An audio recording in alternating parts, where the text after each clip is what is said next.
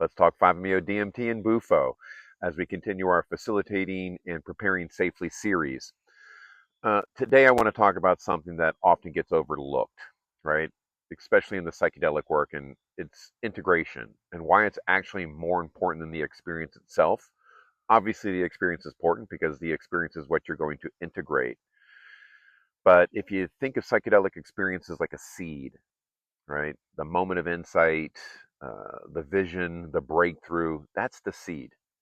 But a seed on its own is not going to feed you. It needs soil, water, sunlight, and care to grow, right? And to me, integration is the soil. It's the environment that determines whether or not that seed becomes a living tree or just stays potential. And many people are chasing the peak experience, and I understand that. I chase the peak experience, right? They want the fireworks, the visions of God, the release of trauma in a single session, right? But here's the truth, in my opinion. Without integration, those experiences are going to fade. They become stories we once told, not transformation that we live, right? Have we embodied the experience?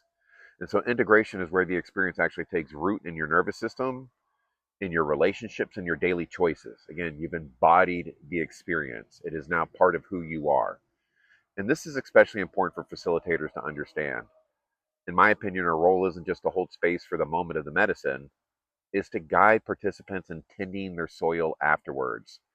Because the real transformation shows us, well, it shows up in how they live, how they love, and how they relate to themselves after the session is over. And again, I've seen people have massive life-changing awakenings that withered away because there was no follow-up. And I call it dying on the vine, like beautiful fruit just dying on the vine. And then I've seen people with very subtle experiences who, through steady, integration practices, rebuilt their lives in a profound way.